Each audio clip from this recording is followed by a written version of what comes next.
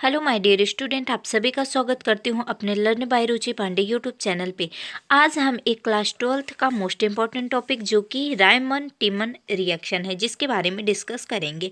Riemann Tiemann अभिक्रिया में क्या कहा जाता है? On treating phenol with chloroform in the presence of sodium hydroxide a COH यानी कि aldehyde group is introduce at ortho position of benzene ring. This reaction is known as Raymer-Timan reaction.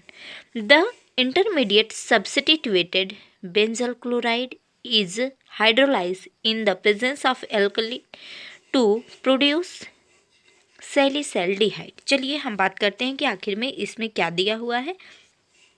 एकदम simply वे से आपको समझाने की कोशिश करते हैं। फर्स्ट ऑफ ऑल हम क्या लेते हैं? फिनॉल लेते हैं। फिनॉल की जैसा आपको समझ आ रहा होगा कि फिनॉल क्या होता है। अगर OH समूह यानी हाइड्रोक्सी समूह किसी एरोमेटिक वलय से जुड़ा होता है तो क्या कहलाता है? फिनॉल कहलाता है।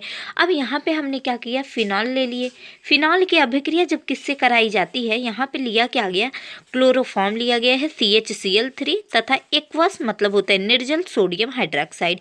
जब इससे अभिक्रिया कराई जाती है फिनॉल का तो यहाँ पे रिलीज क्या होता है? H2O तथा HCl और यहाँ पे इंटरमीडिएट रिएक्शन का निर्माण होता है। फिर से जब NaOH से अभिक्रिया कराया जाता है तो 1 मोल ऑफ NaCl तथा HCl रिलीज होकर यहाँ पे निर्माण होता है O Na+ तथा CHO। यहाँ से जब फिर से HCl की अभिक्रिया कराई जाती है तो सैलिसल्डिहाइड का निर्माण होता है।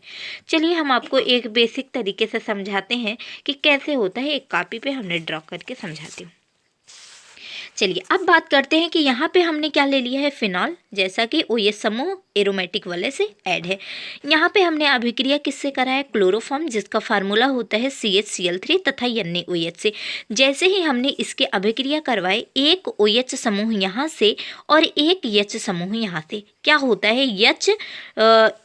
H एक यहाँ और एक ऑक्सीजन H2O का एक मॉलिक्यूल रिलीज हो जाता है। अब क्या होता है कि जब ऑक्सीजन के पास से एक हाइड्रोजन रिलीज हो गया तो ऑक्सीजन की बैलेंसी कितनी होनी चाहिए? 2। यहाँ पर कितनी बैलेंसी है? 1। एक सोडियम आयन इससे कंबाइन हो जाता है और निर्माण क्या हो गया? ONA+ का, O- Na+ का। अब सेकेंडली क्या होता है कि यहाँ पर यानी जिस पोजीशन से बेंजीन की संरचना आप देखेंगे तो carbon hydrogen carbon hydrogen carbon hydrogen, हर एक पॉइंट पे क्या होता है? कार्बन एंड हाइड्रोजन प्रेजेंट होते हैं। जिस पोजीशन पर हम इस समूह को ऐड किए हैं, यहाँ से इसकी बैलेंसी, इस कार्बन की बैलेंसी को कंप्लीट करने के लिए जैसे ही एक हाइड्रोजन रिलीज होता है, वह हाइड्रोजन इस Cl से कंबाइन करके HCl का निर्माण करता है और यहाँ पे बन क्या गया? एडिशन यानी कि इंटरमीडिएट रिएक्शन CHCl2 का निर्माण हो गया।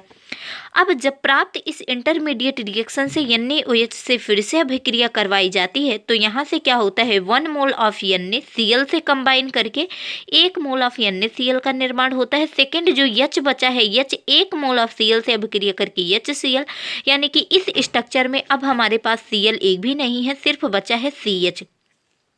NaOH से हमें क्या प्राप्त हुआ है? सिर्फ O का क्या होता है? यहाँ पर एडिशन हो जाता है। इस तरह का संरचना बन गया। जब इस प्रोडक्ट को HCl से फिर से अभिक्रिया करवाते हैं तो यहाँ से क्या होता है?